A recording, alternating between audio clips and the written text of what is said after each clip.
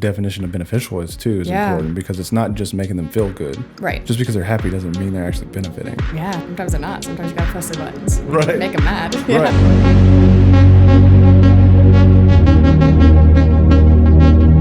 This is the Atomic Souls Podcast. Ready? Yeah. Hi. Welcome to the Atomic Souls Podcast. Thanks for having me. Yeah. I'm nervous. Don't be nervous. We're just chatting. Cool. So yeah, I would love for you to introduce yourself and just like, what do you do? Yeah. How do you got here? And we'll just kind of go from there. Yeah, I'm Emily Kylan. I am a licensed master social worker and an LCDC intern. I started here as my practicum internship and then, got my full master's, got licensed. When did you start your practicum here?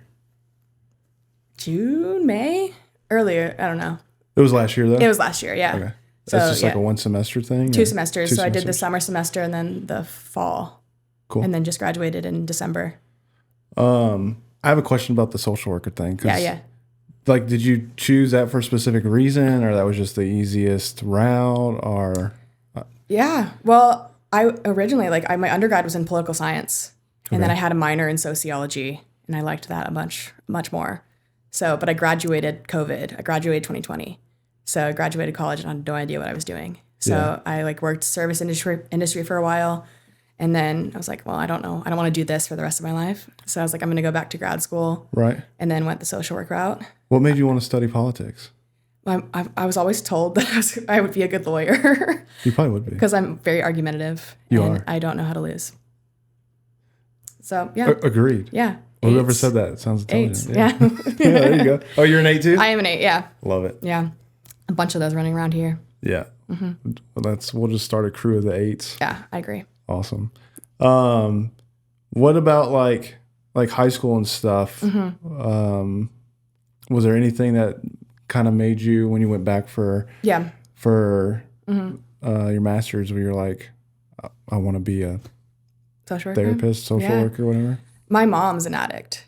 So Okay. that was I was dealing with that my childhood and then college. And I was like, I'm already her therapist. Might as well get paid for it. How was that? It was rough. Yeah. Yeah. It's hard growing up with an addict parent, but she's sober now. That's awesome. Doing her shit. Yeah. How long? 6 months. Not Really? long. Yeah. So she actually she's been to treatment 3 times and went as I was starting here for the most recent time. Oh, okay. To treatment, yeah. She did treatment while you were a kid too, though? Mm-hmm. Okay. Yeah, I think the first time she went was my senior year of high school. Do you think you going into this industry had some positive impact with her being more successful with the I think later so. treatment? I think so, a little bit. Yeah. I think, it's caused some issue, though, because she's like, you're overanalyzing me. Really? Yeah, a little bit. So she feels that I'm a little punitive, but... Punitive. Yeah. Those are Rachel words. Sorry. Over and on her too much. Yeah. You gotta remember, I don't have a master's degree. Yeah. I got a high school degree. Barely achieved that. Yeah. Well, cool. Working here is working specifically with the addiction community and mental health. Is it what you expected it to be? Yeah. Really? Yeah, it is. I was a little nervous, talking to my own therapist before I got into this field, that I would feel it would be hard, relating. Right. Or seeing a lot of what I've dealt with. I thought I was nervous that would, have a negative effect on me, but it's actually, I think, makes me better at this job. I think so. You have more of a personal connection to it. Yeah, I can connect and understand. Yeah. It helps. It helps me a little bit too. Yeah. Getting a different perspective on it. Yeah. Instead of just, it's so personal when it's your mom. You're not in recovery though, right? No. Do you do anything? Drink, smoke, any of that? I'll drink once now and again. Yeah. Yeah. I don't smoke now. Do you think experiencing that as a kid impacted that? I have before. Yeah. I just don't anymore. So I've obviously, any time I would drink or smoke, I would, analyze it, make sure I'm not going down, a wrong path. But yeah. I'm very similar to that vibe. Nobody in my direct family was addicts, but there's a lot of it in my extended family.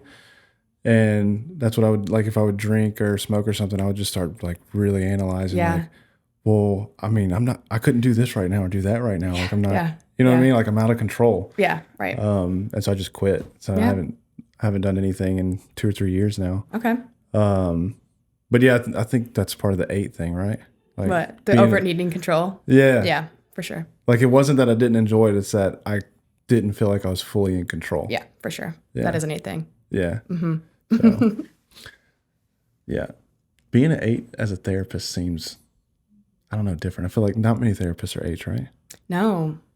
I think, like the stereotype is like the feeler. The feeler? What's that? I think that's a 4. A 4? Yeah, I don't know. As an 8, I am conceited. I only know what my thing is. Yeah, 8s are the best. Yeah, of course. I don't need to know about the rest of them. No, I think 4 is a feeler. Or like 2s. 2s are sensitive. What is Rachel? I think she's a 1. A 1? 1 is like the order, structure, has a plan for everything. Order. Yeah. I thought you said hoarder. That too. Oh, okay. No, order. Yeah. Yeah. Yeah, that's definitely her. One thing changes, she's like, that's not the plan. Yeah. Yeah. No, she said a lot. She's like, I'll make the plan and you guys as 8s will execute it. Yeah. So that's works for me. Yeah, that's it. That's 100% accurate. That's the way our marriage goes too. Yeah. Well, cool. Working here, like in this industry and stuff, do you feel like you've grown as a person? Because I know for me personally, I said I wasn't in recovery. I didn't have any friends that were really in recovery. And so when we got started in this industry, it was brand new for me. And then first off, it can kind of completely change my view of what recovery was and what addiction was. For sure. But then also like I started to learn, especially from guys that are doing 12 steps and the discipline that they had and the, I don't know, humility and integrity around it was very inspiring to me. Did you have a similar experience? For sure. Yeah. The structure, I feel like I've always been pretty disciplined, but I'm not great with the like radical honesty part. I'm a kind of not recluse, but like I don't tell people a lot about myself. Yeah. So I learned a lot from Lori actually with like, especially like the self-disclosure, like how relating to clients can actually help them, get through this and feel like a closer relationship as therapist and client. Can you dive into what self-disclosure is? I think I grasped it a little bit. Yeah. Self-disclosure is like if you can relate to a client and if your personal story can help them kind of see a different angle or delve deeper into their own story. So like I've told clients about like my mom and that's helped them if they're also a child of an addict kind of. Makes it more relatable. Yeah. For sure. Yeah, that makes sense. I mean, we want to see people that like have similar lived experience. Yeah. Right? And so much of, therapy is the relationship. That's a big thing I learned in grad school. It's like, obviously you're going to make mistakes as you go. And I'm fresh out of grad school. Like, I feel like I don't know what I'm doing half the time. Yeah. But like the most important thing is the relationship. Yeah. And, being a trustworthy person. Yeah. The rapport of it. Oh, for sure. Yeah. I know that's like it's a difficult thing too, because you have to have pretty strict boundaries, but also be relatable and relational. So it's okay, where's that sweet spot at? Yeah. Yeah. I think it's just like if it will benefit the client. Like it's not just like, oh, I get it. Like, let me tell you about me just because so I'm wanting to talk and be involved in the conversation. But I think identifying what the definition of beneficial is too is important because it's not just making them feel good. Right. Just because they're happy doesn't mean they're actually benefiting. Yeah. No. Sometimes they're not. Sometimes you got to press their buttons. Make them mad. Right. Exactly. I love it. Yeah. Well, that's cool. I don't know. Tell me more about you. Like, when you got hobbies? What do you do? I like to read a lot. I played volleyball. I do. Really? I do. Yeah. I read 52 books last year.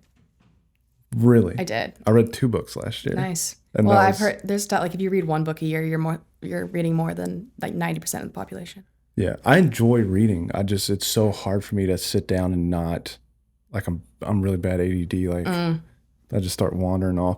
Yeah. The act of reading kind of becomes like a meditation ritual for me. Okay. To where it's just constantly having to recenter myself back to paying attention to what's on the page. Okay.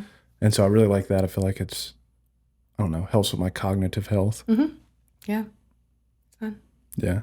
Yeah. Do you feel like that is beneficial to you? You're really sharp. I Thank you. say that. I was saying that to Scott the other day. I like walk in and I just constantly kind of pick with everybody, and you just instantly have a kickback every time. Oh my gosh, thank you. Yeah. I love that. But I feel like that correlates with being a reader. Yeah. Because your brain's constantly having to connect things. It's different than a movie. A movie, you just kind of veg out like just it's... wait till it tells you the ending, yeah. But then when you're reading, it's like you're kind of having to force yourself to hallucinate a little bit. A little bit, yeah. Yeah, you like see the movie in your head, kind of. Right. Yeah. Yeah. So, I don't know. I think it's interesting. What's some good books that you read last year? 52 books? 52 books. I mean... That's like a book a week, almost. Yeah. How many weeks are there in a year? 52. Yeah, that's what I thought. Yeah. There you go. The best, I don't know. The most recent one that I liked a lot was The God of the Woods. God of the Woods, like a fantasy book? No, I thought it was. But no, it's like a summer camp. And then it's like this really rich people own the summer camp. And then they send their daughter there. And their daughter goes missing. And then I can't tell you anything else. You have to read it. Okay, it's a good book though? It's really good. I liked it a lot. Do you read predominantly fictional stuff? Yeah. Yeah. Yeah. I don't want to do nonfiction because it's the rest of my life. I want to Yeah. Do you read like self-help or like motivational stuff at all? Not really. No, just straight up fiction. Yeah. I'll read like a mystery or thriller, but no. I don't want to, that's my time to like disconnect. What genres do you like? I like fantasy, thriller, mystery, anything really. I've been reading, it's called like House of Blades or something. Okay. It was not familiar. Rachel got me this Kindle for Christmas. And it came with like 3 months of Kindle Unlimited or something. And I was trying to find a fantasy book to read. And it was the only fantasy that wasn't like erotic fantasy. Yeah. There's a lot of that on there. Yeah. And so I got into it, and it's really, really good. Okay. I think it's a series though. It's like 5 or 6 books from this one author. I'll have to give it a look. Yeah. Yeah. I just started reading Project Hail Mary. Have you watched The Martian, the movie with Matt Damon? Yeah, I loved it. It's the same with the potatoes. Yeah. So it's the same author. And really? Yeah. So this is gonna be a movie too with Ryan Gosling. Is it sci-fi? Yeah, but so I feel like not smart enough to read it. They're talking about like crazy stuff that I've never heard of. See, I'm that's just trying to follow the plot without the scientific stuff. Did you ever read Dune? No. I feel like that a little bit with Dune. Yeah. And Dune's old, so they were trying to like theory craft some technology that we have now. So I feel like I'm biased because I'm trying to relate it to stuff now that didn't exist back then. Okay. And so I get really lost trying to stay in touch with all the technicalities that they're describing. And then all the names are just weird ass insane. I've seen the movie and I didn't follow the movie. So I'm like, that book's, if I can't do that. So I did not like the movie. Okay. I thought it was beautiful. Like it's very cinematic, but the story just didn't make sense. The book is definitely way better than the movie. Okay. Or I wouldn't even say that. I would say that the book makes the movie good because there's so much plot in between the lines that the movie misses and the book gets. But it's like, I feel like it's kind of like say like you're watching Game of Thrones or something. It's like you need to watch every single episode and like you need to be able to dedicate an hour that you're not going to look at your phone or anything else. Yeah, you have to lock in. That's how Dune the book is. Like you got to lock in and just go from start to finish, and you can't set it down for a week and come back or anything like that. Have you read the other ones, like the Dune Messiah? I think there's a third one, right? I think Dune Messiah is the second one. Okay, but there isn't there 3 though? I don't know. There's like 6, I think. Oh dang. Okay. Yeah. Yeah. That's a lot. Yeah, there's a lot of them. They're good though. I mean, I'm only one I've read the first one. Okay. But I'm very intrigued to read the rest of them. Yeah. And then I kind of, instead of reading the rest of them, I just started pulling up YouTube videos talking about it. Yeah. Like, you ever tried audiobooks? Yeah, I like audiobooks. I have Dune. I have audiobook Dune. I have digital book Dune. And then I have the physical book Dune. All right. And so a lot of times what I'll do is I'll put the audiobook on in my ears and then slow it way down so I can keep up with the book. Yeah. I'll read the book while I'm listening to it. Yeah. Cool. Yeah. What other good books do you have? Fantasy books? My favorite series is Throne of Glass, which is like... Throne of Glass? Throne of Glass, yeah. I also like Game of Thrones. Game of Thrones, yeah. That's a good book series. But Throne of Glass is like an 8-book fantasy series. Really? Yeah. Yeah. Changed my life. I think about it every day. Really? Every day. I feel like I gotta check it out now. You should. Throne of Glass. Throne of Glass. That's the name of the series, or just like the name of the first book? It's like both. Okay. Yeah. I'll have to check it out. You should. I'll bring it in. I think it's like 5,000 pages total. Gee. Oh, okay. No, in the series. In the series. Yeah. Yeah. I'm No, like, not each book. 5,000 page book. Right. No. Can't turn those pages. Jeez. Well, that's cool. What else do you do? Not much. Pretty busy. I played volleyball for a while. Yeah. I'm trying to get back into that, but Really? yeah, there's a league on Tuesday nights, but I feel like the only working. thing anybody I know plays anymore is that pickleball crap. I do love pickleball. I'm not very good at it though. I've never played it, but That should be our next staff outing. yeah. Yeah. We Pickleball did. tournament. We did a networking event a couple years back, and somebody showed up, and their job was a pickleball lobbyist. What does that mean? That's what I said. I was like, What do you do? And he's like, well, I go to political conferences and like Okay. town halls and stuff and try and get people to play pickleball. I was like, who pays you though? Yeah. What? He's like, oh, there's extracurricular grants and stuff that we get. And I was like, I feel like there's something about this that isn't right. That's a front. Right. Like if you have to lobby to get people to like your sport, something is wrong. Also, that's crazy. Like sport advocacy, Yeah. just to grow it, that's so weird. Yeah, it was really strange. Yeah. That's the only one I've ever heard of, and it was for pickleball. And pickleball just kind of came out of nowhere, as I Yeah, felt like. it's big enough. Yeah. I don't think we need lobbyists. Now, I mean, that was Okay. years, Okay. 3 or 4 years ago. Well, he did his job then. Apparently, he's just really good at his job. Yeah. You're Good on correct him. on that. Yeah, good on him. I retract my hateful comments. Yeah. Well, tell me more about you. Like, Okay. I don't know. What's your favorite movie? What's your favorite color? My favorite color is blue. Yeah. My favorite movie. I don't know. I actually do like Beautiful Boy a lot. What is that? That's the one that's on that door. It's Steve Carell, Timothy Chalamet. I don't think I've ever seen it. Come on. You're an addiction. I haven't No. seen most of these movies. Yeah, that's fair. I haven't either. Yeah. Beautiful Boy is great, though. His son has addiction issues. I think it's based on a real story, and I can't remember the real guy's name. Is Nick something, I think. But he goes in and out of rehab like 30-something times, and then it finally clicks, and then he wrote this book, and then the movie is on the book. Yeah, That's cool. you should watch it. It's very sad. Yeah. I watched one of the movies we have. I can't remember what the name of it was. But the guy's like autistic and he has the daughter. That's the little blonde-headed girl. I don't know. It's one of these posters. And it made me remember, I was like, oh, yeah, that was a really good movie. But anyway, question for you. What's up? So since you like all the fantasy and all that stuff like that, last year I felt like there was a ton of stuff that came out about, aliens are real and all this crap. What was your thoughts on all that? For sure. For sure, 100%. Aliens have to be real. You can't. The universe is infinite. Then there's infinite possibilities. Yeah, we're not that special. No. Yeah. No. Do you think that they're like just manipulating us and crap like some of the people were saying? No. No. They're like, well, we're just science experiments. They're just playing around with us. Do you think they think aliens are playing with us? I don't think I've heard of this theory. Yeah, there was some guy on Joe Rogan that was talking about okay. it. And he was like, we're just science experiments to them. And I don't know, a bunch of weird stuff. But he got on Rogan. Okay. Yeah. Well, Let's bring him in here. yeah. See what I want to interview You're this full guy. of shit. Yeah. Yeah, I thought that last year was just a crazy year in general. Yeah. And then I never know, just the politics of it is like, okay, well, like they have the Epstein files stuff come out and all of a sudden Yeah. like aliens. Yeah. Think about aliens. Yeah. Distraction. Right. Look over here. Yeah.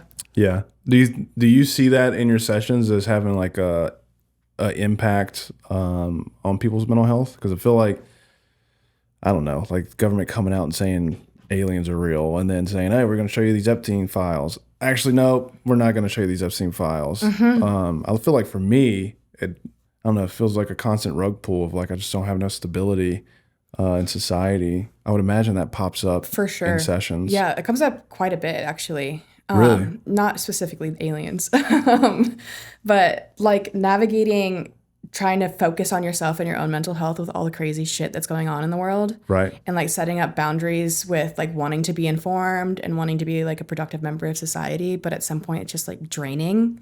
So like trying to figure out how to find that balance and boundaries. Yeah. Because, scary shit out there. There's a lot of scary shit out there. And then with the AI stuff, you never know what's real anymore. Yeah. Like I constantly see stuff. I'm like, that's crazy. And I'll send it to somebody like, yeah, it's AI, bro. Yeah. My mom has fell victim to that several times. She sent me this really cute video of like a bobcat who a family adopted. It's like, that's fake. Yeah. It's like, why'd you have to ruin that for me? I thought it was so wholesome. Yeah. Yeah. I don't know. I feel like we're just going into a really weird, like dystopian future with all this stuff. Yeah. And then like with the robots and everything, they're talking about, they'll be able to do pretty much anything that humans can do over the next 10 years, which I think for a large part they're right. But then exactly what you're saying, like want to be a contributing member of society. Like we get a lot of our value from what our purpose is. Yeah. And it's like, well, if we don't need to do anything, we also don't have a purpose in life. Right. So where do you go from there? I don't know. I mean, I think with the AI, it'll make our jobs, not obsolete, hopefully. Like I said earlier, it's about the connection. So I don't think you want to have therapy with a robot. I think our jobs, well, I say your job, my job might be obsolete. I think your job will become more important because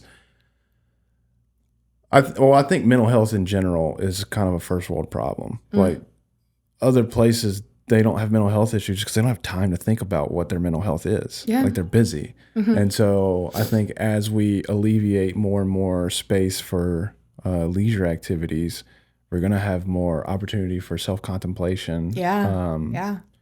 And so I think that human engagement is going to become much, much more valuable. Hopefully. Hopefully that doesn't happen, but it will be.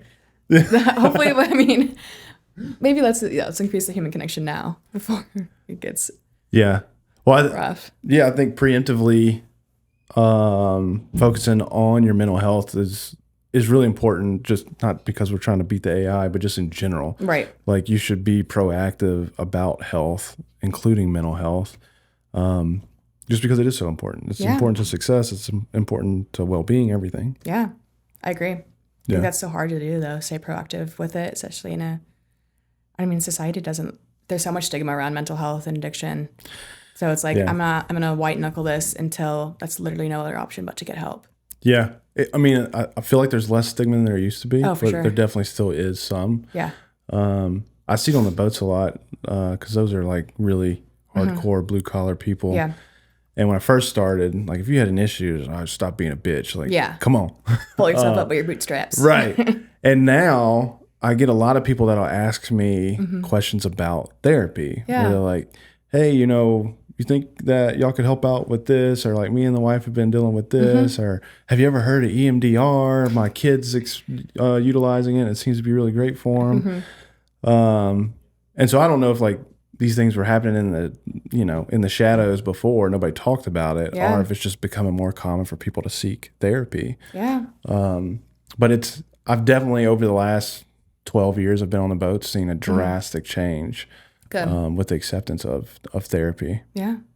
So I do think it's getting more normalized for sure. Yeah. Yeah. Yeah.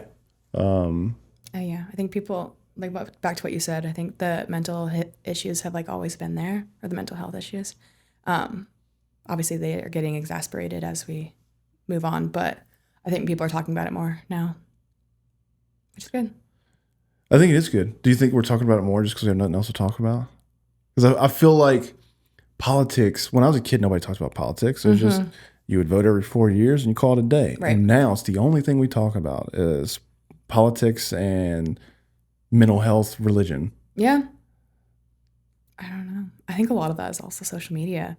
Yeah. I think social media is the devil. It is. Yeah. It is. I think social media has intentionally, I don't want to say intentionally because that's a conspiracy, but it's like feeding people their own, what they want to see with algorithms. Yeah, right? Chris, so these echo chambers. Yeah. Really bad. Yeah. And then it's creating further divide in politics because people are just fed what they already know and it's just backing up their own ideals. It's easy to monetize too. Yeah. It's like if you really hate this person, then I can sell you a T-shirt that says you hate this person, and like all that type of stuff. Yeah, for sure. So, yeah, and then politics are just out there with everybody's wearing different clothes. right? It's not hidden, right? It's not every 4 years anymore. It's constant. Yeah, it's constant. I mean, how far are we into Trump's election right now? 2 years? What is it, 2026? Yeah. Yeah, so we're 2 years in, and it's still like the election happened yesterday. Right. Like people are it's just pure chaos 24/7. Constantly. I mean, whether you agree with him or not, he's the president. It's not going to change for at least another 2 years. So, Right. Yeah. People are crazy. Very. I know a great program, though, if you're looking for help without being crazy. Trademark. Yeah. Well, cool. Thanks for hanging out with me for a little bit. Thank you. That's fun. Yeah, it was fun. See you next time.